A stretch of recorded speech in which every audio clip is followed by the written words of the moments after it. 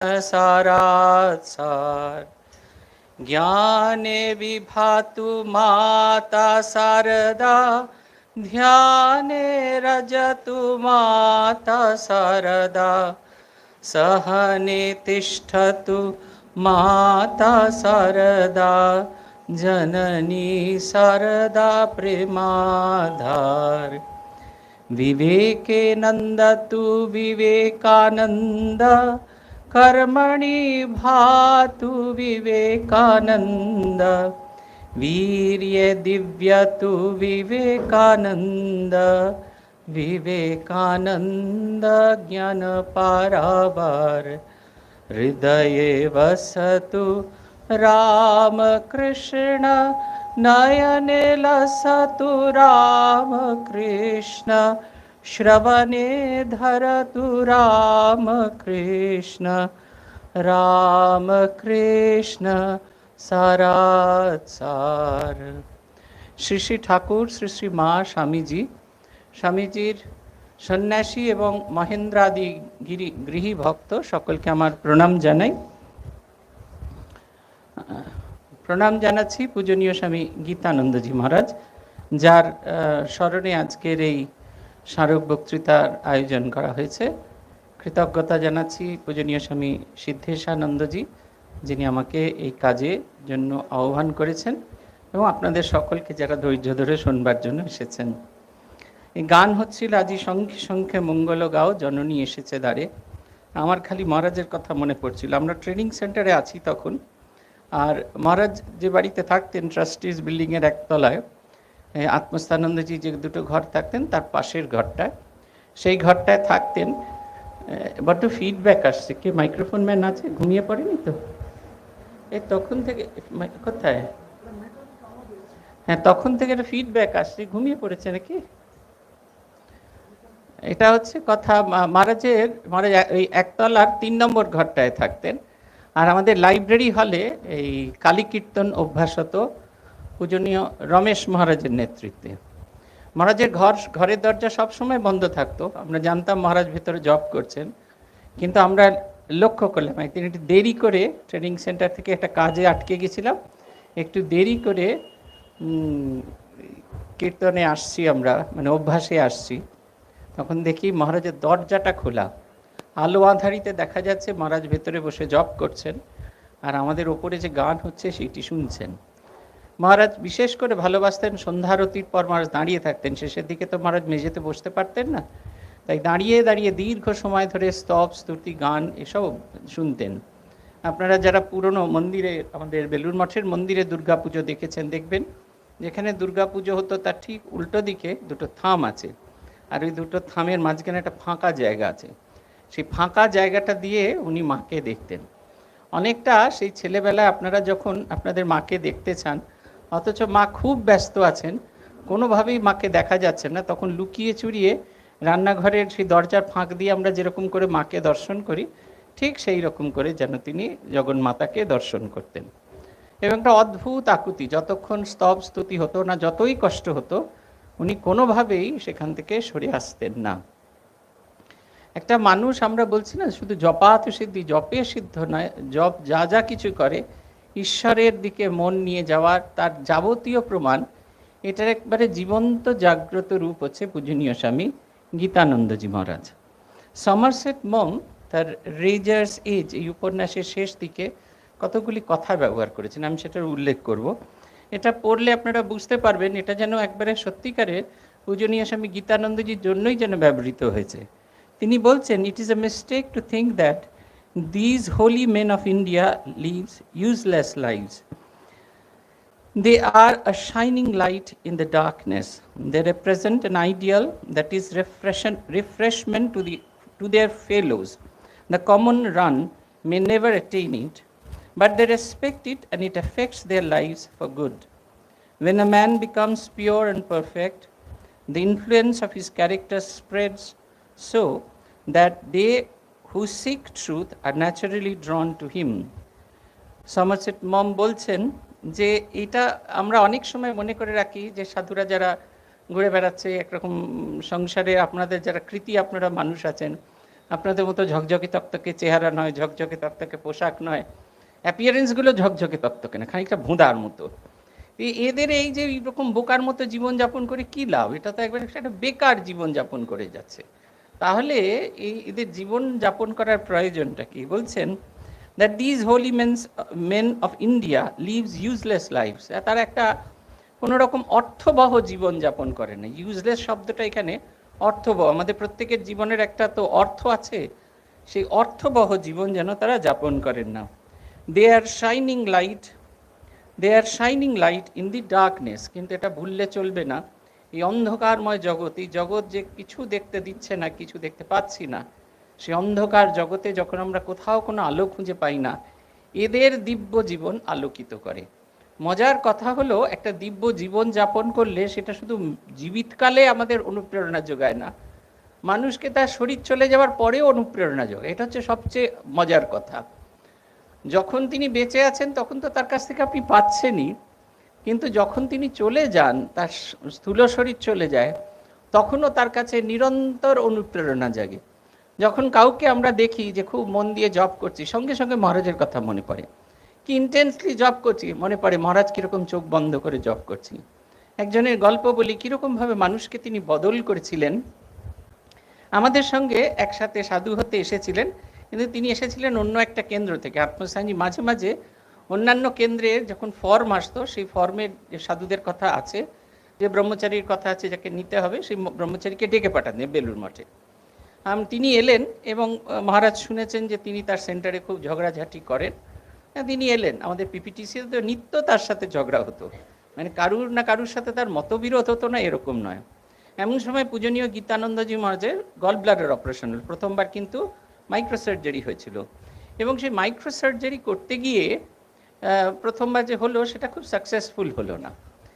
প্রথমবারে এই মহারাজকে সেবক হিসেবে পাঠানো হয়েছে, এই মহারাজ আর অসীম মহারাজ দুজনকে সেবক হিসেবে পাঠানো হয়েছিল। দ্বিতীয়বার যখন পেট কেটে একবারে সেই ট্র্যাডিশনাল পদ্ধতিতে সার্জারি হলো, তখন শুধুমাত্র এই মহারাজকে পাঠানো হলো, এবং মহারাজ সেবার প্রায় 19 দিন মতো হাসপাতালে ছিলেন। যে ঝগড়ুটে সবসময় খিটখিটখিটে সাধু, প্রতি কথায় তর্ক বিতর্ক করে, সে যাকে পাঠানো হয়েছিল তিনি যখন ফিরে এলেন, একবারে ধীর স্থির শান্ত। আমি এর কথা লিখেছি, আমি নামটাও আজও বলছি না। ধীর স্থির শান্ত, একদম একটা অন্যরকম মানুষ, এরকম মানুষ আগে দেখিনি। সবচেয়ে মজার কথা হলো, যে লোক অনেক কলবল কলবল করে কথা বলতেন, সে যদি আচমকা শান্ত হয়ে যান, আচমকা স্থির হয়ে যান, ভীষণ একটা আকর্ষণের বস্তু হয়ে দাঁড়ান। আমরা সবাই ভাবছি কতক্ষণে ঝগড়া শুরু হবে, কতক্ষণে কথা কাটাকাটি শুরু হবে, কিন্তু আমাদের শত চেষ্টাতেও ঝগড়াও শুরু হচ্ছে না, কথা কাটাকাটি হচ্ছে না। উপরন্তু আমরা দেখছি যেটুকু সময় অবসর আছে সেটুকু সময় উনি জব করছেন। তারপরে আরও একটা ভয়ানক ঘটনা ঘটল। ভলিবল খেলতে গিয়ে ওনার হাতের এই জায়গাটা ভেঙে গেল। ফলে এটা সেট করে একবারে প্লাস্টার করে আর্মস্লিং করে দেওয়া হলো। আমি ওনার জন্য খাবার দাবার নিয়ে আসতাম ভান্ডার থেকে, আমরা খেতে চলে যেতাম, খেয়ে গিয়ে খাবার দাবারগুলো সাজিয়ে রাখতাম, খাওয়া শেষ হলেই হাত মুখ ধুয়ে ওই থালাটা বয়ে নিয়ে আসার চেষ্টা করতাম। আমি এসে দেখেছি যে রোজ যখন এসে পৌঁছেছি, উনি যদি আমাদের পায়ের আওয়াজ পেয়েছেন তো সোজা হয়ে বসে আছেন, নাহলে উনি একদম বিভোর হয়ে জব করছেন, মানে হাতটা ভাঙা, এর বেশি আর মুভমেন্ট হয় না। পরবর্তীকালে ট্রেনিং সেন্টারে আবার তার সাথে দেখা হলো, একেবারে সম্পূর্ণ সেই যে উগ্র সাধু, সে একেবারে শান্ত হয়ে গেছে। সে ট্রেনিং সেন্টারে বি কোর্সে শাস্ত্র চর্চা করে এবং রীতিমতো অদ্ভুত রকমের একটা অন্য রকমের সাধুতে রূপান্তরিত হয়েছে। একদিন আমি তাকে জিজ্ঞেস করেছিলাম কৌতূহল নিবৃত্তি করার জন্য যে বদলটা কি করে এলো, মানে আমাদেরও তো বদল চাই। তিনি আমাকে একটা ভারী সুন্দর কথা বললেন যে পূজনীয় গীতানন্দজি মহারাজের সেবা করতে গিয়ে যেই সেবা হয়ে যেত, মানে মহারাজের কাজটি হয়ে যেত, সঙ্গে সঙ্গে বলতেন তুমি ছাদে চলে যাও। আমাদের সেবা প্রতিষ্ঠানের ছাদ যদি আপনাদের যাওয়ার সুযোগ হয় দেখবেন, 8 তলায় যে ছাদ আছে তাতে বিরাট বিরাট ওয়াটার ট্যাঙ্ক আছে, আর সে দুটো ওয়াটার ট্যাঙ্ককে কানেক্ট করার জন্য, সেটাকে ধরে রাখার জন্য খুব শক্তপোক্ত চওড়া চওড়া বিম লাগানো আছে, এবং সেই বিমগুলোতে পা মুড়ে বসে জপ ধ্যান করা যায়, অথবা ওই গোটা ছাদে ওই দুটি ট্যাঙ্কের মাঝখানে বসে জপ করা যায়। মহারাজ এই জায়গাগুলো খুঁজে দিয়েছিলেন, এবং যখনই তাকে বসে থাকতে দেখতেন বলতেন পাগলের মতো। আমি একবারে ভয়ের চোটে মহারাজের কাছে আসতে পারতাম না। যেই আমার কাজ হয়ে গেল, কি করছো, কোথায় যাচ্ছ, কার সাথে কথা বলছো, যাও গিয়ে ছাদে গিয়ে জব করো। তারপরে তিনি বলেছিলেন একটু খুঁজে পেতে দেখো দেখি, সেবা প্রতিষ্ঠানে একটা ঠাকুর ঘর ছিল। সাধারণত সেবা প্রতিষ্ঠানে এত কাজের চাপ বা ঠাকুর ঘর মেনটেন করা হয় না বলে সেগুলো চলে যায়। উনি খুঁজে বার করলেন 3 তলা একটা ঠাকুর ঘর আছে, সেখানে তাকে জব করার ব্যবস্থা করলেন। উনি বলছিলেন, আমি রাত্রিরে যখন মহারাজের কাছে থাকতাম, মহারাজ ঘুমাচ্ছেন, ঘুম ভেঙে গেছে মাঝরাত্রে, তখনও দেখছি যেন তিনি একটা জপের আবেশের মধ্যে রয়েছে। একজন মানুষ নিরন্তর ভগবানকে ডাকার চেষ্টা করছে, তার প্রভাব একজন সাধারণ মানুষের মধ্যে কিরমভাবে পড়ে সেটার ছবি এটা। যে সমারসেট মম বলছে না, they are a shining light in the darkness. আমাদের জীবন যখন অন্ধকারময়, আমাদের জীবনে যখন আমরা কোথাও আলো খুঁজে পাচ্ছি না, এই তাদের জীবনের আলো যেন তারা একটা উৎসাহ, একটা অনুপ্রেরণা স্রোত আমাদের মধ্যে জাগান। বলছেন, দে represent an ideal that is refreshment to their fellows. The common run may never attain it, but they respect it and it affects their lives for good. সাধারণ মানুষ যাদের ওপর এই প্রভাবটা পড়ে, আমরা হয়তো সেই স্তরে উত্তীর্ণ হতে পারি না, আমরা গীতানন্দজির মতন নিরন্তর জপ ধ্যান করতে পারি না, কিন্তু ভগবানকে ডাকার প্রেরণা, নিরন্তর ভগবানকে খোঁজার যে ইচ্ছা, সেই ইচ্ছাটা আমাদের ভেতরে সর্বদা জাগিয়ে দেয়। সমারসেট মম লিখছেন, when a man becomes pure and perfect, the influence of his character spreads so that they who seek truth are naturally drawn to him. বলছেন, যখন একজন মানুষ পবিত্র এবং নিখুঁত হয়ে যান, সিদ্ধ সাধক তার লক্ষ্যই হচ্ছে তার ভেতরে পারফেকশন। কত নিখুঁত হবে তার জীবন, একেবারে নিখুঁত, সময়ের সাথে মিলিয়ে ফেলা যায়। আমরা যখন ছোটবেলায় সাধু হতে এসেছি, মানে ছোট ধারিবেলাতেই সাধু হতে এসেছি, 1 ঘন্টা জপ করতে হবে এটা কিছুতেই মনে করতে পারতাম না। সঙ্গে তো ঘড়ি নেই, কি করে মাপবো যে 1 ঘন্টা জপ হয়েছে? আমাদের মধ্যে যারা একটু পাকা 2-4 মাস হয়েছে তারা বলল যে আত্মস্থানন্দজি ঠিক কাঁটায় কাঁটায় 5টার সময় প্রণাম করতে আসেন। মহারাজ এসে যখন প্রণাম করে হাতটা এমনি করে তুলবেন মাথার উপরে, ওটা ঠিক 5টা বাজে। তারপরে ওটা হয়ে গেলে তুই পালিয়ে গেলে কোনো অসুবিধা নেই। তার আগে তোকে আমাদের জল পুলিশ যিনি ছিলেন যিনি বিমলাত্মান বস থাকতেন, ধরে ফেলতেন, কেন পালালে? হ্যাঁ, অতএব ওটা ছিল আমাদের মার্ক। আত্মস্থানন্দজিকে আমি কোনো দিন দেখিনি 1 মিনিট এপার ওপার হয়েছে, একদম নিখুঁত। আমি 1 বছর ওনার ঘরের কাজ করেছিলাম, সকাল 8টার সময় যেতে হতো। ওনার ঘরের দরজা তখন বন্ধ থাকতো, ঘরের বাইরে একটা ঘড়ি লাগানো থাকতো। সেই ঘড়িতেই 12টার কাঁটাটা 8টার ওই যে সেকেন্ডে মিনিটের কাঁটাটা যখন ছুতো, একটা খট করে আওয়াজ হতো। মহারাজ ছিটকিনিটা হাত দিয়ে খুলতেন না, দরজাটা ঠেলে দিতেন, ছিটকিনিটা পড়ে যেত। আমি 1টি বছর কাজ করেছি, যতদিন মহারাজের কাছে থেকেছি, একটা দিনও দেখিনি ওটা 8টা 1 হয়েছে বা 7টা 59। যেদিন 7:45 বা অন্য সময় হবে সেটা তিনি আগে থেকে বলে রাখতেন, এবং যে সময়টা বলে রাখতেন সেই সময়টাই খুলতেন। ভগবানকে ডাকতে ডাকতে ডাকতে ডাকতে, এই যে আমাদের জীবনে আমরা ভগবানকে পাই না কেন, তার মূল কথা, জপে মন বসে না কেন, আমাদের মূল কথা হচ্ছে আমাদের মনটা একদম এলোমেলো, ছড়িয়ে আছে এধার ওধার ইধার উধার। সেই গল্প বলেছিলাম না, কমলা লেবুর মতো, 12 কোয়া কমলা লেবু, কিছুটা বিছানায় আছে, কিছুটা ফাগুর দোকানে আছে, কিছুটা এখানে আছে, কিছুটা জায়গায় আছে, ছড়িয়ে আছে, আমাদের মন ছড়িয়ে আছে। অথচ আমরা সেই খোলস পরিয়ে রেখেছি কমলা লেবুর, আর ভেতরে 3 কোয়া আছে, মনে করছি আমার সব মনটা আছে। এদের জীবন আমাদের এই দিব্য ভাবের দিকে নিয়ে যায়। আমরা বলছি এই যে জপাত সিদ্ধি আজকে আমাদের এই আলোচনার বিষয়বস্তু, সেই জপাত সিদ্ধি এই জপ প্রসঙ্গে রেকর্ডেড শ্রী শ্রী মায়ের যে রেকর্ড আছে, কথা আছে শ্রী শ্রী মায়ের কথায়, সব শুদ্ধ মা 38 বার বলেছেন যে জপের প্রসঙ্গ। এটা রেকর্ডের, আনরেকর্ডের হয়তো লক্ষাধিক বার বলেছেন। আর এই জপাত সিদ্ধি যেটার কথা আমরা মুহুর্মুহু বলে থাকি, এই জপাত সিদ্ধি কথাটা মোট 3 বার রেকর্ডের আছে। প্রথমটা হচ্ছে সুরেন্দ্রনাথ সরকার, আমরা পড়ে নেব 3টে। এটা 1913 সালের একটি স্মৃতিকথা থেকে সুরেন্দ্রনাথ সরকার বলছেন যে অভ্যাসের কত শক্তি, জপ করতে করতে মানুষ সিদ্ধ হয়, জপাত সিদ্ধি জপাত সিদ্ধি জপাত সিদ্ধি। স্বামী শান্তানন্দজি স্মৃতিকথায় আছে, এটা উদ্বোধন 19 জুন 1912 সালের ঘটনা। শান্তানন্দজি প্রশ্ন করেছিলেন, মা মন স্থির হয় না কেন? যখন ভগবানের বিষয়ে চিন্তা করি তখন মন নানা বিষয়ে যায়। মা বলছেন, বিষয় বলতে টাকা করি, পুত্র পরিবার, এইসব বিষয়ে মন যাওয়া খারাপ। কাজকর্ম সম্বন্ধে মন তো যাবেই, ধ্যান না হয় জপ করবে। জপাত সিদ্ধি, জপ করলেই সিদ্ধি লাভ হবে। ধ্যান হলো ভালো, না হয় জোর করে ধ্যান করবার দরকার নেই। স্বামী অরূপানন্দজি মহারাজের স্মৃতি, এটা খুব সম্ভবত 1907-এর শেষ এবং 1908-এর শুরুর কোনো একটা সময় ঘটনা। মা বলছেন, যার আছে সে মাপো, যার নেই সে জপ। অর্থাৎ যার অর্থাদি আছে সে তার দ্বারা ভক্ত ভগবানের সেবা করুক, আর যার নেই সে ভগবানের নাম রূপের সেবা করুক। এই উভয় উপায়ে ভগবানের কৃপা লাভ করা যায়, এই কথাটি তিনি বলতে চাইছেন আমাদেরকে। কীরকম হয় জপ করতে করতে বিশ্রামের সময় কীরকম, জপই আমাদের একমাত্র বিশ্রামের লক্ষ্য হয়। আমরা তো এই ঘুরে এলাম, আপনারা সারাদিন ভক্ত সম্মেলনে এলেন, সারাদিন আমাদের কচর মচর শুনলেন, এখানেও কিছু কচর মচর হবে, নিজেরা একে অপরের সঙ্গে কিছু কচর মচর করবেন। বাড়িতে কি একবারে ক্লান্ত, এক কাপ চা খেয়ে একেবারে শটাং, ওটা হচ্ছে আলটিমেট ফল। মানে বসে থাকলে যদি সব ফল বেরিয়ে যায় তাই আমরা শুয়ে পড়ি, যাতে পুরো যে ফলটা, জপের ফলটা সারাদিন লেগে যায়। গীতানন্দজি মহারাজের জীবনী শুনুন। উনি গিয়েছেন গুয়াহাটিতে, উত্তর পূর্ব দিকের ভারতের বিভিন্ন কেন্দ্রে দীক্ষা দিয়ে গুয়াহাটি আশ্রমে এসে পৌঁছেছেন। সেবক জিজ্ঞেস করছেন, মহারাজ আপনি এতটা রাস্তা ক্লান্ত? সেবকরাও ক্লান্ত, তারাও খুঁজছে কতক্ষণে মহারাজকে বিশ্রাম করতে দিয়ে নিজেরা শুতে যাবে। বলছেন, মহারাজ আপনি খুব ক্লান্ত, একটু কি বিশ্রাম করবেন?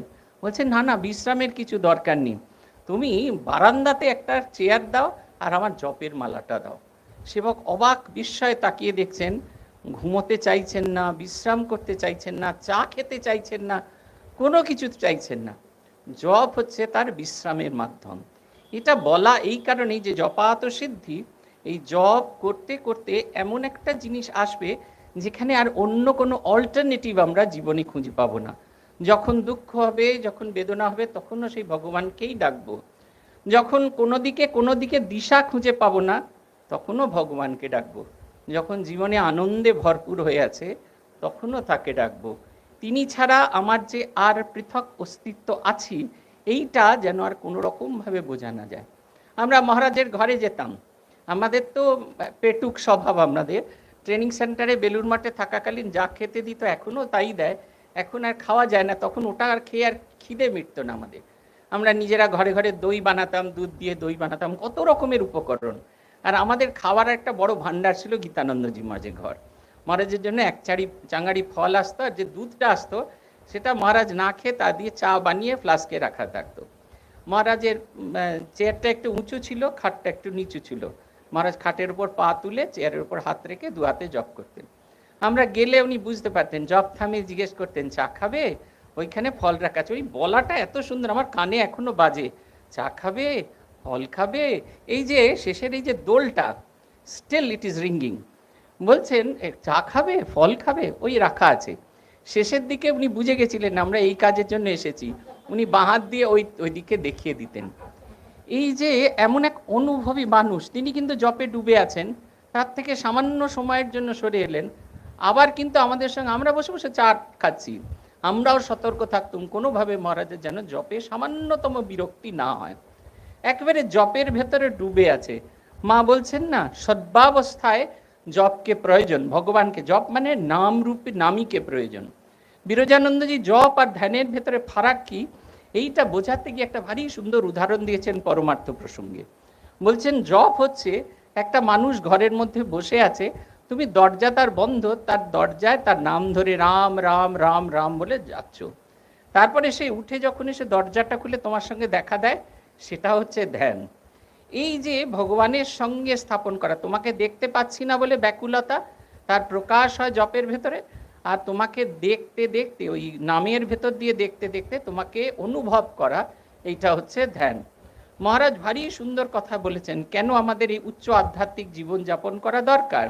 ভারী সুন্দর, এটা দেখবেন ওনার ভাগবত কথার ভূমিকায় এখানে আছে। সেখানে তিনি বলছেন, মনের মানুষ সংসারে পাওয়া যায় না, তাই মানুষ নিঃসঙ্গ। এটা আমরা XYZ আপনারা স্বীকার করুন না করুন, এটা একেবারে সত্য। খেঁদা বোচা পচা আমার মনের মানুষ, আহা তোমায় ছাড়া চলবে না। বিয়ে হলো কর্তার সাথে গিন্নির, গিন্নির সাথে কর্তা, সারাটা জীবন সমস্ত সময়ে তোমার কাছে থাকবো। তারপরে দুজনের মধ্যে কোনো একজন ডুগডুগি বাজাতে বাজাতে চলে গেলেন, উর্বশী রম্ভার নাচ দেখছেন আর আপনি এখানে কেঁদে হাপুস হচ্ছেন। বাস্তবিকভাবে এমনকি স্বামী স্ত্রী থাকলে, সন্তান থাকলেও বাস্তবিক আমরা নিঃসঙ্গ, আমাদের মনের মতো মানুষ আমরা খুঁজে পাই না। মহারাজ বলছেন মনের মানুষ, সেই কারণে কথাটা ব্যবহার করেছেন। মনের মানুষ সংসারে পাওয়া যায় না, তাই মানুষ নিঃসঙ্গ। বয়স যখন অল্প, শরীর যখন সবল ও কর্মঠ থাকে, তখন নানা কাজে, খেলাধুলা দিতে ইত্যাদিতে বেশি সময় কেটে যায়। কিন্তু শরীর যখন বয়সের ভারে অপটু হয়ে পড়ে, তখন ওসব আর যেন ভালো লাগে না। তখন প্রাণ চায় এমন কাউকে পেতে, এমন কারো চিন্তায় মশগুল হয়ে থাকতে, যিনি একান্তভাবেই তার অন্তরঙ্গ। কিন্তু কোথায় পাওয়া যাবে এমন অন্তরঙ্গের সন্ধান? ভারতের অধ্যাত্ম সাধনার নির্যাস শ্রীমদ্ ভাগবতে বলা হয়েছে যে ভগবত প্রসঙ্গ সংসার দুঃখ বিনাশক। কি হলো আবার?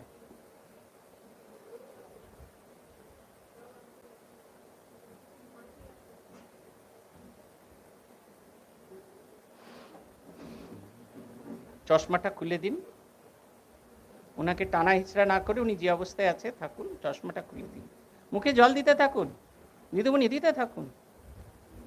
আচ্ছা দিদিমণি পজিশন নেননি, মুখে একটু জলের ছিটা দিন। ও বাবা রে, সবাই এ তো দেখছি বাংলা সিনেমার মতো, যতক্ষণ সেই 5 বার মাথা নাড়ছে তবু তুলে ডাক্তারের কাছে নিয়ে যায় না। হ্যাঁ একটুখানি মুখে জল দিন, এই তো ডাক্তার আছে।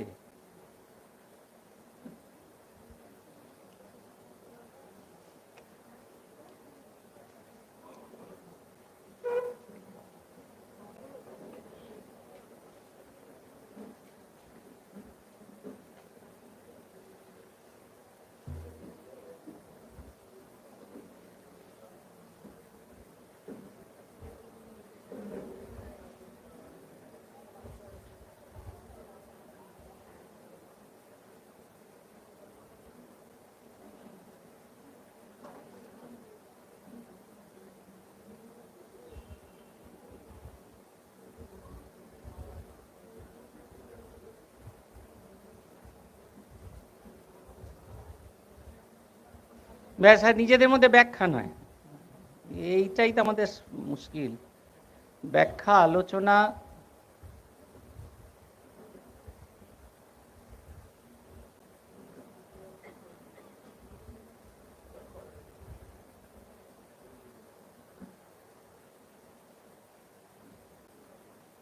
একটু ভেতরে নিয়ে গিয়ে ওনাকে বসান পাখার তলায়, দেখুন তো মা উঠে দাঁড়াতে পারেন কিনা। হ্যাঁ এই তো, স্লো বাট স্টেডি। হ্যাঁ ঠিক আছে, ভেতরে নিয়ে গিয়ে পাখার তলায় বসান। হাইপোগ্লিসিমিয়া আছে নাকি?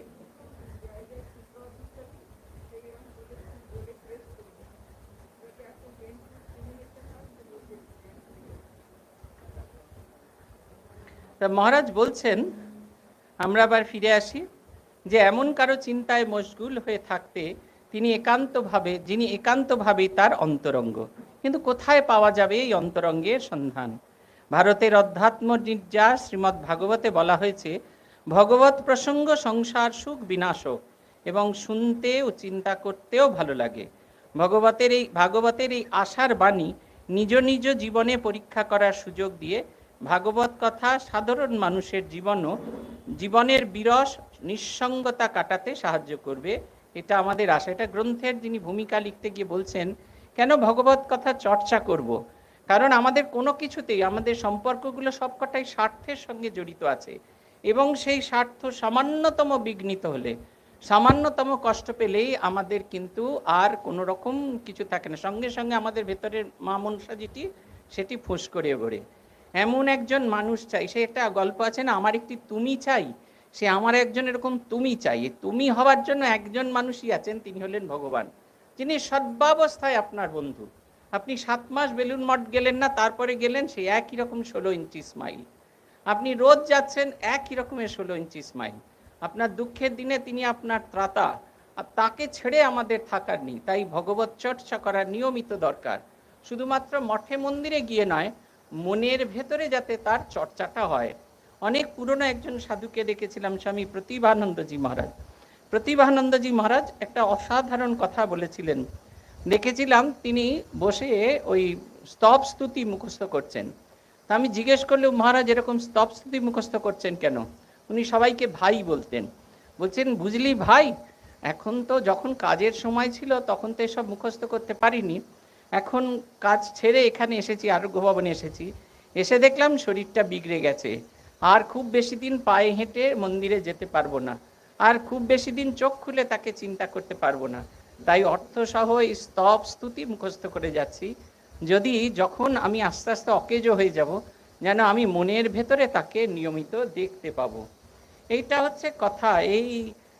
এটি ভীষণ রকমের প্রয়োজন। আমরা আগের দিন দেখলাম এত ক্লান্ত হয়ে ফিরে এসেছেন, ক্লান্তি থেকে মুক্তি পাওয়ার উপায় তিনি খুঁজে পাচ্ছেন, বলছেন জপ করলেই সব ঠিকঠাক থাকবে। এই অদ্ভুত রকমের ব্যাপার। এই মহারাজের এই বিষয়ে মহারাজ বারবার বলছেন, এই আশাটা আমাদের জপ কথা করাটা বড্ড ভীষণভাবে জরুরি। এই জপ যদি না হয় তাহলে কিন্তু কখনোই হবে না। পূজনীয় মহারাজের এই জপ বিষয়ে একটা ভারী সুন্দর লেখা অনেক জায়গায় আপনারা পড়েন, আমি আরেকবার উল্লেখ করি। এটি আত্মজ্যোতি পত্রিকায় 2003 সালের এপ্রিল মাসে প্রকাশিত হয়েছিল। মহারাজ তার সাক্ষাৎকারে ইংরেজিতে এখানে বলেছেন, You only need one thing, God's name. Keep it always with you. You may not see him, but you can be close to him through his name. There are many other things in the books that may help some people, but I don't know about these things. I just know God's name. এই যে আমরা বলছি না, জপাত সিদ্ধি, জপ ছাড়া জপে সিদ্ধ পুরুষ, যিনি যারা দ্বিতীয় কোনো সত্তা নেই, যিনি জপ ছাড়া আরও অন্য কিছু বোঝে না, এটা হচ্ছে তার কথা। বলছেন, you only need one thing, God's name. আমাদের অনেক কিছু দরকার হয় বেড়াতে গেলে, মোবাইল ফোন তো দরকার হয়, আবার সেটা ঠিক রাখার জন্য চার্জার দরকার হয়, ওষুধপত্র দরকার হয়, আমার মতো অসুস্থ হলে ইনসুলিন দরকার হয়, পরের দিনে পরার জামা কাপড় দরকার হয়। মহারাজ বলছেন এসব কিছুরই দরকার নেই, আমাদের একটা জিনিসেরই দরকার, সেটা হচ্ছে ভগবানের নাম। বলছেন keep it with you always, এটাকে সব সময় নিজের কাছে রাখবে। অনেক জায়গায় নেয় না, আমাদের যেমন সব কিছু জায়গা নেয়, মোবাইল ফোন বুঝিয়ে দিচ্ছে বাঁদিকের পকেটে একটা ভারী মতো কিছু, একটা পাত্রের মতো জিনিস আছে, তার কোনো রকম সে কখনো বোঝায় না সে আছে, সে প্রতি মুহূর্তে নিঃশব্দে আমার মধ্যে বিরাজ করছে। তারপরে বলছেন, you may not see him, এই হিম অর্থে ভগবান, তুমি হয়তো তাকে দেখতে পাবে না, but you can be close to him through his name, তুমি নিরন্তর তার নাম করতে করতে তার কাছে যেতে পারবে। তুমি তাকে নাই বা দেখতে পেলে তুমি তাকে তার কাছে চলে যেতে পারবে। বিরজানন্দজির একটি কনভারসেশন আছে এরকম, এই জপ ধ্যান প্রসঙ্গে বলছেন যে তুমি নিরন্তর দরজায় ধাক্কা দিয়েছো রাম রাম রাম বলে, হঠাৎ শুনলে খাটের মচমচ শব্দ, রাম উঠছেন তোমাকে দেখবেন বলে, বাঁদিকে কাত হয়েছেন, ওপরে উঠে বসেছেন, মচমচ করে শব্দ হচ্ছে, সেই আনন্দ, তাকে দেখতে পাচ্ছি, তিনি আমার খুব কাছে আছেন। এই মহারাজ এসছেন, অনিমেষানন্দজি এসছেন, সেই মচমচ করে শব্দ হচ্ছে। তারপরে তিনি জুতো পরে খচস খচস করে পা হেঁটে হেঁটে এগিয়ে আসছেন, আমি বুঝতে পারছি তিনি আমার আরও কাছে আসছেন। আমি দেখতে পাচ্ছি না ভগবানকে, আমি ফিল করতে পারছি না, কিন্তু আমি বুঝতে পারছি তিনি আমার কাছে আছেন। যত তার নাম করছি, সেই নামের ভেতর দিয়ে অনুভব করছি তিনি আমার খুব কাছে, আমার ভীষণ কাছে আছেন। বলছেন, there are many other things in the book, শাস্ত্রে বহু কিছু জিনিস আছে, এই বলা আছে, ওই বলা আছে, সেই বলা আছে, একম সত্য বিপ্রা বহুধা বদন্তি, নানা রকমের কথা বলা আছে, আমি সব কিচ্ছু জানি না, ওর ভেতরে কি আছে আমার জানার কথা নেই। দেখুন, একজন সাধক সিদ্ধ পুরুষের অনুভূতির কথা তিনি বলছেন that may help some people, কাউকে কাউকে সেটা সাহায্যও করে, but I don't know about this things, I just know God's name. এগুলোর সম্পর্কে আমি কোনো কিছু সম্পর্কে অবহিত নই, আমি জানতেও চাই না, আমি শুধু একটা জিনিস জানতে চাই, আমি নিরন্তর ভগবানের নাম করতে চাই, আমি ভগবানের নাম ভিন্ন আর কোনো কিছু জানতে চাই না। আমরা হেডকোয়ার্টার্স থেকে যেতাম পূজনীয় মহারাজের কাছে, চেক সই করাতেন, মহারাজ ট্রেজারার ছিলেন, মাঝে কাছে সই করাতে যেতাম। ঘর অন্ধকার, মহারাজ বসে জব করছেন আমরা জানি, কিন্তু আমাদের ফ্রিডম ছিল যাওয়ার। মহারাজের ঘরের দুটো দরজা, একটা জালের দরজা, একটা কাঠের দরজা। জালের দরজা টেনে আমরা যখন কাঠের দরজাটা ঠেলছি, দেখছি মহারাজ দু হাতে জপ করতেন দুটো মালা নিয়ে, বাঁ হাতে যেখানে মালাটা শেষ করেছেন সেটা ধরে আছেন, মানে সংখ্যাটা ওখানে ধরে আছেন, আর ডান হাতের মালাটা মুঠো করে ডান হাতে নিয়েছেন। তারপরে আমাদের দিকে তাকিয়ে সে অদ্ভুত মিষ্টি হাসি, আমাদের যেরকম বিরক্তির হাসি বেরোয় ঠিক সেরকম ততোধিক মিষ্টির হাসি। মাঝে হাতের চেয়ারের হাতলগুলো একটু লম্বা ছিল, সেই লম্বা হাতলের ওপর একটা কাঠের পাটাতন আমরা পেতে দিতাম, অর্ডার বুক আর চেক রাখা থাকতো। মহারাজ গণিতের মানুষ তো, খুব বেশি মহারাজকে বোঝাতে হতো না, একবার সঙ্গে সঙ্গে ক্যালকুলেশনগুলো বুঝে যাচ্ছে। কি করে ওই টাকাটা ফরমেশন হলো, যে পেমেন্টটা দিচ্ছি টাকাটা কিভাবে ফরমেশন হলো সেটা অর্ডার বুকে লেখা আছে, সেটা পড়লেন, দেখলেন, আর স্বামী ছাড়া গীতানন্দ সই করলেন। উনি স্বামী লিখতেন না চেকতে, শুধু গীতানন্দ এইটি সই করে দিলেন, হয়ে গেল। জিজ্ঞেস করলেন কিছু খাবে, আমরা বললাম যে না কিছু খাবো না, ব্যাস। কলম ফেরত দিয়ে দিলেন, চেক বই ফেরত দিয়ে দিলেন, খাতা ফেরত দিয়ে দিলেন, আমরাও এইটা সরিয়ে নিলাম। প্রথম দরজাটা বন্ধ করতে করতে দেখলাম মহারাজ বিরক্তি প্রকাশ করেছেন, এই ভাবছি, দেখলাম মহারাজ সেই প্রথম যে মালাটা ডান হাতে সেটা নিয়ে জপ শুরু হয়ে গেছে, আমাদের দরজা বন্ধ করার অবধি অপেক্ষা করছেন। এই যে বলছেন না যে that may help some people but I don't know about this things, I just know God's name, শুধু ভগবানের নাম, এটা ছাড়া আর কিছু নয়। মা বলছেন যে এই যে এখন তো আমাদের নতুন যুগের মানুষ আমরা, যে এই যে জব ধ্যান যে করব, কেন করব, আমাদের তো কি পাবো সেটা তো দরকার না। নবাব কিনলে আরাম ফ্রি, আমাদের বিজ্ঞাপনে সব সময় দেখে নিচ্ছি কোথায় ডিসকাউন্ট দিচ্ছে, কোথায় ওষুধের দোকানে কোথায় 30% ডিসকাউন্ট দেবে, কোথায় 26% ডিসকাউন্ট দেবে, নানা জায়গার বিজ্ঞাপনে। কি পাবো, পাবোটা কি, সে প্রসঙ্গে মায়ের সঙ্গে কিছু কনভারসেশন, 4টি ঘটনা আমি বলছি। প্রথমটা বলছেন মা অরূপানন্দজিকে বলছেন, ভগবানে মন্ত্র জপ করে দেহ মন শুদ্ধ হোক। আমাদের দেহ মন যা দিয়ে আমরা ভগবানকে ডাকবো, যেখানে ভগবান এসে বসবেন। আপনারা যারা পুজো টুজো করেন দেখবেন একটা অংশ আছে পীঠ পূজা, পীঠ মানে হচ্ছে পিঁড়ে, আমাদের হৃদয়ের ভিতরে যে পিঁড়ে যেখানে ভগবানকে বসতে দেব সেই জায়গাটাকে পরিষ্কার পরিচ্ছন্ন করা, জল, তারপরে আমরা নেতা আর খানিকটা ওই ফিনাইল ব্যবহার করি। এইখানে ফিনাইলের জল নেতা সব কিছুর একটাই হচ্ছে মন্ত্র জপ করে দেহ মন শুদ্ধ হোক, তবে সেখানে ভগবান বসবেন। দ্বিতীয় স্মৃতিকথা যেটা রেকর্ডেড আছে, ডক্টর উমেশ চন্দ্র দত্ত লিখছেন, বলছেন মা তাকে বলছেন এ সকল তো, অর্থাৎ জপ, এ সকল তো ভগবানে মন আনার জন্য। কেমন প্রত্যয় চাই, জপ ধ্যান সব সময় আলস্য ত্যাগ করে করতে হয়। দক্ষিণেশ্বরে একদিন শরীরটা খারাপ থাকায় একটু দেরিতে উঠেছি, তখন রাত 3টায় উঠতাম, পরদিন আরও দেরিতে উঠলুম, ক্রমে দেখি সকালে উঠতেই ইচ্ছা হচ্ছে না। তখন মনে হলো আরে এই তো আলস্য পেয়েছে, তারপরে জোর করে উঠতে লাগলুম, তখন সব পূর্বের মতো হতে লাগলো। এই বিষয়ে একটু থাকা দরকার, আমাদের উঠে পড়ে লেগে থাকা দরকার আছে, এই কথাটা মা বলছেন স্বয়ং। গীতানন্দজিকে আমরা দেখেছি রোজ সকালবেলা মঙ্গল আরতিতে আমাদের উঠতে দেরি হতো, তা পূজনীয় তাপস মহারাজ জিজ্ঞেস করতেন কি দেখলে মঙ্গল আরতি, কি দেখলে, আমাদের যারা একটু দেরি করে ঘুম থেকে উঠতেন, আমাদের ইংরেজি ভাষী ছিলেন, তিনি বলেছেন মহারাজ দ্য লাস্ট রাউন্ড, মানে মঙ্গল আরতির যে শেষ রাউন্ডটা ঘুরছে সেইটা দেখলাম। Today what did you see, Maharaj he is putting the lamp on the floor, আরতি শেষ হয়ে গেছে, এবার খড়পুরের দাঁড়িয়েটা বসানো হচ্ছে।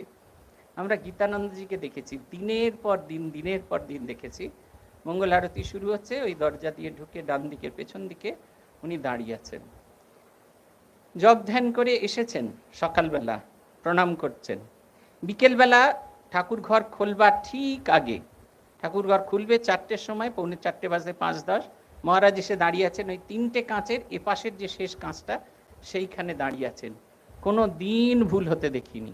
যেন আমরা দেখতাম উনি তো সিদ্ধ পুরুষ, আমরা দেখতাম যেন আমাদের মতো বালকের মতো উনি চেষ্টা করছেন ঠিক সময় আসার, পারছেন না, হাঁটুতে খুব ব্যথা। একবার দুর্গা পুজোর সময় বড় একটা কোনো অনুষ্ঠানে দেখা গেল না, সন্ধি পুজো, তারপরে কুমারী পুজো, কোনো অনুষ্ঠানে পূজনীয় মহারাজকে দেখা গেল না। আত্মস্থানন্দজি বললেন, সে বছর ট্রেনিং সেন্টার থেকে আমার ডিউটি পড়েছিল মহারাজের কাছে, চল তো দেখি বাসুদেবের কি হলো, একটু দেখতে যাই বাসুদেবকে। গেলাম বাসুদেব মহারাজের কাছে, মহারাজ বাসুদেব করে ডাকলেন, মহারাজ বেরিয়ে এলেন, বললেন কি ব্যাপার হে, তোমাকে কোথাও দেখতে পাচ্ছি না, বলছে হাঁটুটা বড় ভোগাচ্ছে।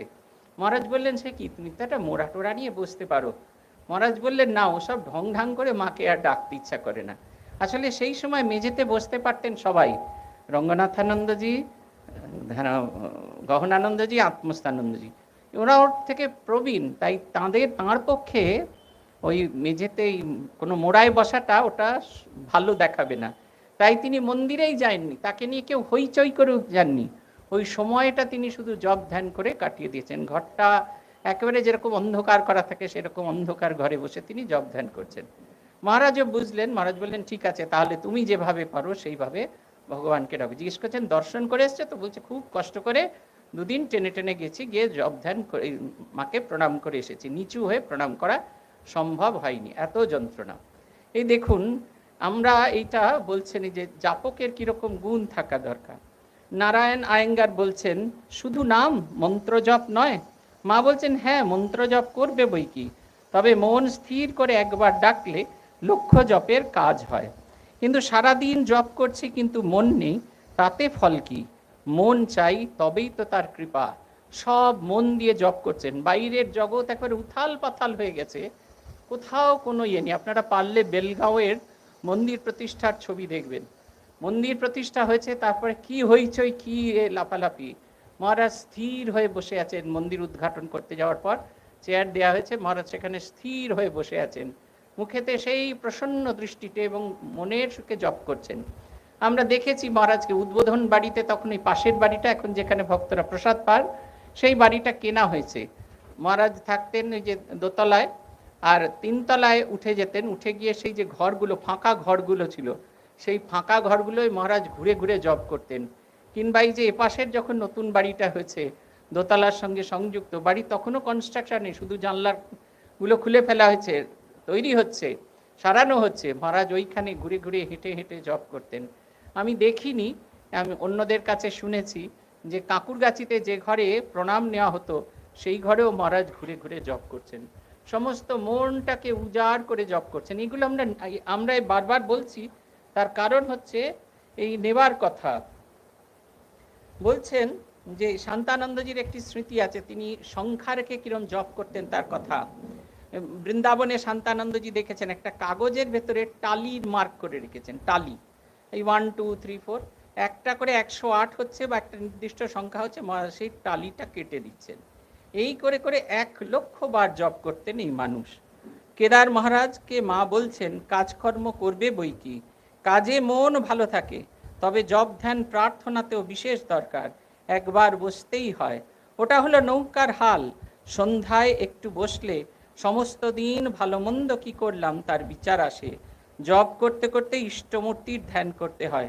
ধ্যানে প্রথমে মুক্তি আসে বটে, কিন্তু পা থেকে সমস্ত অঙ্গ সাক্ষাৎ ধ্যান করতে হয়। কাজের সঙ্গে সকাল সন্ধ্যে জপ ধ্যান না করলে কি করছো কি না করছো বুঝবে কি করে। পূজনীয় গীতানন্দজি মহারাজের দিব্য জীবন আমরা দেখেছি। উনি শুধু জপ ধ্যান করতেন নয়, রামকৃষ্ণ মঠ মিশনের অ্যাসিস্ট্যান্ট জেনারেল সেক্রেটারি ছিলেন।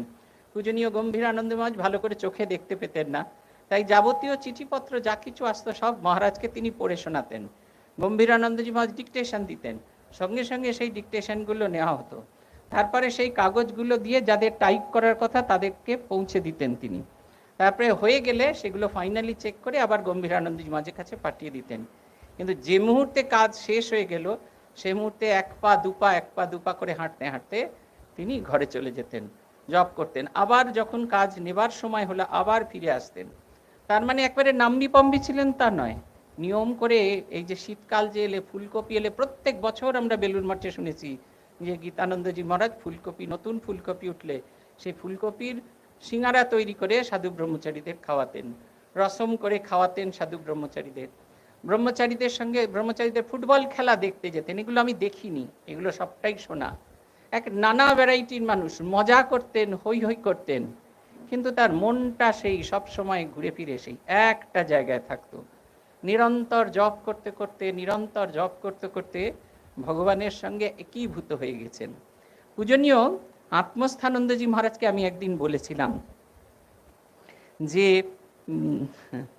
আপনি আর আগের মতো নেই, জানেন তো।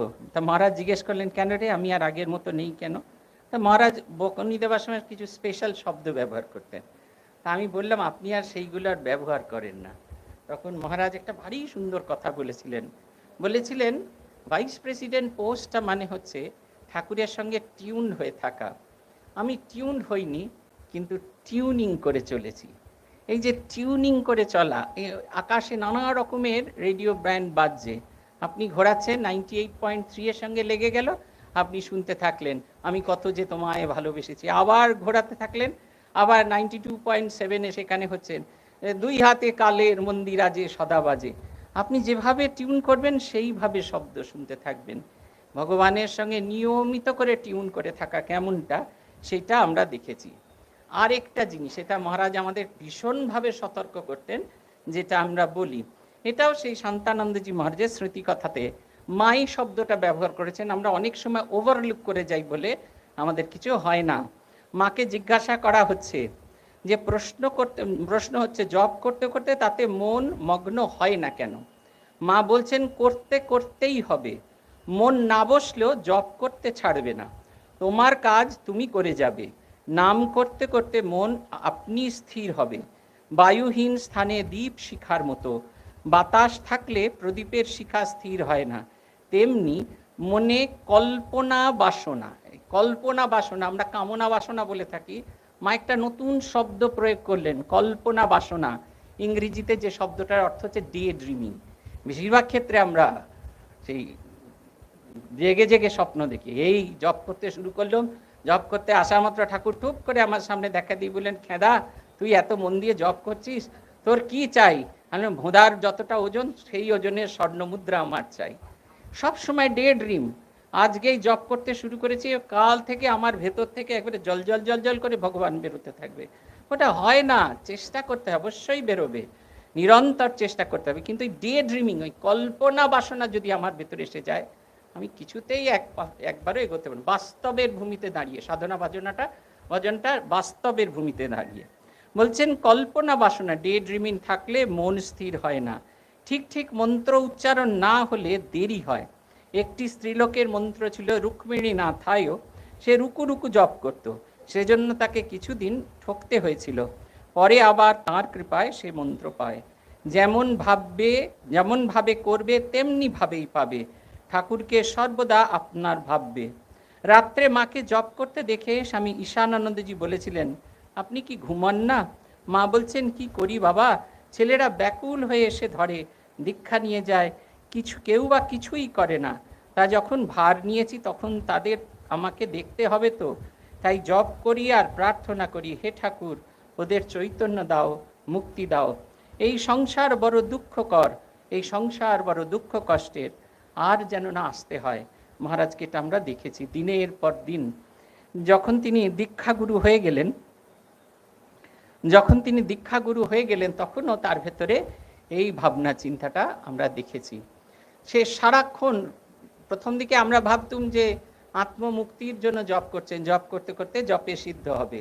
পরে যখন তিনি জপে সিদ্ধ হলেন সবাই বলে, আর দীক্ষা দেওয়া শুরু করলেন, তখন ভাবতুম কার জন্য জপ করেন। এই অনেক বছর বাদে এইটা অনুধাবন করেছি, আর কারুর জন্য জপ করেন না, আমাদের জন্য জপ করেন। আমরা যে সমস্ত অবাধ্য ছেলেপুলে মন্ত্র দীক্ষা নিই, অথচ মন্ত্র দীক্ষাকে অমর্যাদা করি, আমাদের মতো খেঁদা বোঁধা ছেলে যারা কিছুতেই মন্ত্র দীক্ষার অর্থ বুঝতে পারি না, যাদের কাছে এই দীক্ষা সিম্পলি একটা স্ট্যাটাস সিম্বল হয়ে গেছে, সেই সমস্ত খেঁদা ভোদাদের জন্য আমাদের গুরুরা কষ্ট করেন, নিরন্তর জপ করে চলেছেন। মহারাজকে কখনো কোনো অবস্থায় দেখিনি যে তিনি জপ করছেন না। আমার মনে আছে মহারাজের একেবারে শেষের দিকের অবস্থা, তখন আমার চেয়ারে বসে প্রণাম নিতে পারতেন। আমরা কালী কীর্তন গাইতে গেছি, মহারাজকে ডেকে বলা হচ্ছে, মহারাজ এরা বেলুড় মঠ থেকে এসছেন, মহারাজ আমাদের কাউকে চিনতে পারছেন না, আমরা বেশ বুঝতে পারছি। মহারাজ সেই মিষ্টি হাসি হাসছেন, কিন্তু মহারাজ আঙুলটার দিকে তাকিয়ে দেখছি জপ করছেন।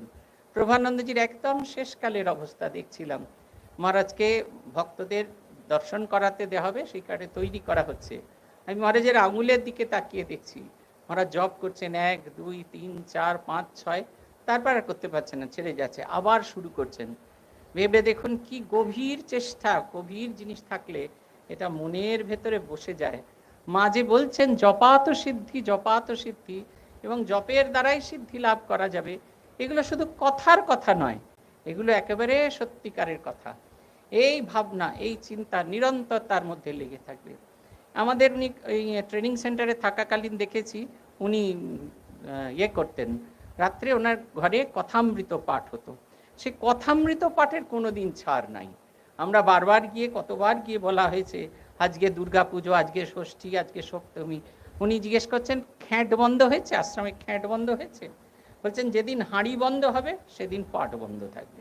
অতএব কোনো দিন তার সেই জপের যে চেষ্টা, তার যে পড়ানোটা, ভগবানের কথা চিন্তা করা, সেটা কখনো কোনো সময় বলতেন না। বললেন জ্বর হয়েছে কি, শরীর কি খুব খারাপ, একেবারে উঠে বসতে পারছো না, একেবারে অসাড় হয়ে গেছে, মন কাজ করছে না, তাহলে ছাড় আছে, না হলে ছাড় নেই। এই যে সারা জীবনে নিরন্তর সে একটা বায়ুর মধ্যে ডুব দেবার আগে ভাববেন, দীক্ষা নেবার আগে ভাববেন, এমন এক সরোবরে ডুব দিয়েছেন যেখানে তলিয়ে যাওয়ার কথা। আপনি নিজে ইচ্ছে এসেছেন সেই ডুবে সাগরে ডুব দিতে এবং সেই সাগরে তলিয়ে যেতে। কেন তলিয়ে যাবেন বলে আপনি নিজেও জানেন যে সেই সাগরের তলায় মণি মুক্ত অমূল্য রতন আছেন। সেই মণি মুক্ত অমূল্য রতন নিয়ে নিজে আমরা ধনী হব, সেই কারণে ডুবে যেতে এসছি। তাই ডুবে যাওয়ার পরে শ্বাসকষ্ট হচ্ছে বললে হবে না, ওগো আমার খেঁদার কি হবে গো, আমার বোঁচার কি হবে, এসব বললে হবে না। আমার কি হবে এটা সবার আগে বুঝতে হবে। আমরা এই আমার কি হবে এটা অনেক অনেক অনেক শেষকালে এসে বুঝি, তখন সময় পেরিয়ে যায়, তখন কিছু করা সম্ভব হয় না। তখন আমরা চেষ্টা করি, কিন্তু ওই যে অভিনিবেশ নিরন্তর, যে তা ভগবান ছাড়া আর অন্য কোনো কিছু তার মনে হচ্ছে না, এইটা কিছুতেই আমাদের আসে না। ভগবান মহারাজ একটা ভারী সুন্দর প্রার্থনা আমাদের শিখিয়েছিলেন, এটা কথামৃতেতেই আছে। রোজ কথামৃত পাঠের আগে এইটি পাঠ করতেন মহারাজ, একবার করে পাঠ করতেন, আর আমরা সঙ্গে সঙ্গে তার সঙ্গে আবৃত্তি, যারা থাকতো তারা সঙ্গে সঙ্গে আবৃত্তি করতেন। সেইটা দিয়ে আমি আমার বক্তব্য শেষ করছি। এটা খুব সম্ভবত 14ই জুলাই, আমি তারিখটা ভুলে গেছি, এটা কথামৃতে আছে, একটু খুঁজে নেবেন, খুব বিখ্যাত প্রার্থনা। বলছেন হ্যাঁ 11ই মার্চ 1885, 11ই মার্চ 1885 এই তারিখে ঠাকুর এই প্রার্থনাটি করেছিলেন। এই প্রার্থনাটি নিত্য মহারাজ ক্লাসের আগে বলতেন। বলছেন, মা আমি তোমার শরণাগত শরণাগত, দেহ সুখ চাই না মা, লোকমান্য চাই না মা, অনিমাদি অষ্টসিদ্ধি চাই না, কেবল এই করো যেন তোমার শ্রী পাদপদ্মে শুদ্ধা ভক্তি হয়, নিষ্কাম অমলা অহৈতুকী ভক্তি হয়। আর যেন মা তোমার ভুবন মোহিনী মায়ায় মুগ্ধ না হই, তোমার মায়ার সংসারে কামিনী কাঞ্চনের উপর ভালোবাসা যেন না হয়। মা তোমা বই আমার কেউ নেই, আমি ভজনহীন, সাধনহীন, জ্ঞানহীন, ভক্তিহীন, কৃপা করে শ্রী পাদপদ্মে আমায় ভক্তি দাও। কি সুন্দর কথা, আমি তোমার শরণাগত শরণাগত, বারবার বলছেন। তার কারণ একটা হচ্ছে তার কাছে প্রার্থনা করা, আরেকটা হচ্ছে নিজেকে বোঝানো যে আমি সত্যিকারের আর কারুর নয়, শুধু দেবতার কাছে প্রার্থনা করছি, আমি তার শরণাগত। কি চাই না বলছেন, দেহ সুখ চাই না মা, এই যে দেহের সুখ, আমাকে দেখতে সুন্দর হবে, হ্যাঁ আমার না ভালো ভালো জিনিস দেখতে পাবো, আমাকে অপূর্ব সুন্দর হবে, লোকে দেখে নানা রকমের কথা বলবে, ভালো বিছানায় বসবো, ভালো পোশাক পরবো, ভালো খাবো, ভালো থাকবো, উন্নত মানের গাড়ি চড়বো। বলছেন এসব দেহ সুখ কোনো কিছু চাই না, কারণ এগুলো একটা সময়ে শেষ হয়ে যাবে। নচিকেতা যখন যমের বাড়িতে গেলেন, যমরাজ অনেক রকমের সব প্রলোভন দেখালেন, শুধু বললেন আত্মতত্ত্ব বিষয়ক জানতে চেও না। নচিকেতা বলছেন মাথার উপরে মৃত্যুর খাঁড়াটা থাকবে, আর তুমি যে বলছে নানা ভোগ সুখ দেবে, সে আমি নিতে পারবো? কারণ ভোগ করতে গেলেই মনে হবে তো ওপরে খাঁড়াটা ঝুলছে, যে কোনো মুহূর্তে নেমে পড়বে, আর এই যে ভোগ সুখ দিচ্ছ এটা শেষ হয়ে যাবে। অতএব ভোগ সুখ আমি চাই না, আমি আত্মতত্ত্ব জানতে চাই। দেখুন কি সুন্দর কথা বলছেন। বলছেন দেহ সুখ চাই না মা, লোকমান্য চাই না মা। দেখুন এটা আমরা সবচেয়ে বেশি চাই, লোকে আমাকে ভালো বলুক। এটা আমাদের একটা অদ্ভুত একটা জিনিস, হায় রে কেন লোকে বলছে না, হ্যাঁ কেন লোকে বলছে না ভালো। আর বক্তৃতা হয়ে গেলে আপনারা যদি না বলেন কেমন ভালো হয়েছে, এই কথাটা যদি না বলেন, ভেতরটা যেন কিরম একটা হু হু হু হু করতে থাকবে। এটা একটা অদ্ভুত ব্যাপার। বলছেন এটাও চাই না। আর কি চাই না বলছেন, অষ্টসিদ্ধি চাই না, না অলৌকিক যে শক্তি সেসব আমার কিচ্ছু চাই না, কেবল এই করো যেন তোমার শ্রী পাদপদ্মে শুদ্ধা ভক্তি হয়, অন্য কোনো দিকে যেন না যায়, তোমার শ্রী পাদপদ্মে শুধু ভক্তি নয় শুদ্ধা ভক্তি হয়। কিরকম সে ভক্তি, নিষ্কাম অমলা অহেতুকী ভক্তি হয়। নিষ্কাম, কোনো কামনা থাকবে না, কোনো মলরাহিত্য, কোনো রকম তাতে কালিমা লেখা থাকবে না, এবং শুধুমাত্র ভক্তি চাইবার জন্য, ভালোবাসার চাইবার জন্য ভালোবাসি। নরেন আসছে আসছে ঠাকুরদার দিকে ফিরেও তাকান না। একদিন ঠাকুর জিজ্ঞাসা করলেন, তুই, আমি তো তোর দিকে ফিরেও তাকাই না, তাহলে তুই আসিস কেন? বলছে, আমার ভালো লাগে তাই আমি আসি। এই ভগবানের প্রতি এই রকম ভালোবাসা চাই। আমি তোমাকে ভালোবাসি তাই আমি আসি, আমি নিশিদিনও তোমায় ভালোবাসি, তুমি অবসর মতো ভালোবাসিও। এই অবসর মতো বাসবে এটা তার চয়েস, কিন্তু আমি তোমাকে নিশিদিন ভালোবেসে যাব। তারপরে বলছেন যে আর যেন মা তোমার ভুবন মোহিনী মায়ায় মুগ্ধ না হই। এটা একটা খুব রকমের ব্যাপার। আমরা চেষ্টা করি যে আমরা ভগবানকে নিয়েই থাকবো, ভগবানকে নিয়েই কাটাবো, কিন্তু এক ভুবন মোহিনী মায়ায় আমাদের সবসময় মুগ্ধ করে রেখেছেন, কিছুতেই আমাদের এগোতে দেন না। এই আর খানিকক্ষণ বাদে যে সভা শেষ হয়ে গেলে এই গুরুপ্রসাদ চৌধুরী লেন থেকে বেরোলেন, ডান হাতে ঘুরলেন, ডালিয়ার শাড়ির দোকান ঝুলছে ঝুলছে। হ্যাঁ, এখান থেকে শুনে গেলেন ভুবন মোহিনী মায়ায় মুগ্ধ না হয়, এই বেরোলেই ডালিয়ার মায়ায় দেখবেন মুগ্ধ হয়ে যাবেন। অপর দিকে যাবেন শ্রী দুর্গা স্টোর, সেইখানে শাড়িতে ঝুলছে সব। আর যদি একটু দুপা এগিয়ে যান শ্যামবাজারে, সারি সারি দোকান, ওদিকে কলেজ স্ট্রিটে সারি সারি দোকান, মোহিনী মোহন কাঞ্জিলাল পুতুলগুলো দাঁড়িয়ে দাঁড়িয়ে বলছে, এসো গো এসো গো, মোহিনী মায়ায় আমাদের মুগ্ধ করে রাখে। আমরা চাই, কিন্তু বলছেন একটা নিরন্তর প্রার্থনা করতে হবে। বলছেন কামিনী কাঞ্চনের ওপর ভালোবাসা যেন না হয়। তোমা বই আমার কেউ নেই, এই বোধটা থাকা দরকার, অপশনলেস, যেটার কথা আমি সবসময় বলে থাকি। সেই সূর্যি মহারাজকে খুব রাজা মহারাজ মারছেন, আর ভাতের ভেতরে কালো এই পোড়া দেশলাই কাঠি পেয়ে গেছেন বলে সূর্যি মহারাজকে রাজা মহারাজ, বাবুরাম মহারাজ বলছেন, সূর্যি পালা, সূর্যি পালা। সূর্যি বলছেন, যেখান থেকে পালানোর ছিল মহারাজ সেখান থেকে পালিয়ে এসেছি, আর কোথায় পালাবো? এই জীবনে আর কোনো অপশন নেই।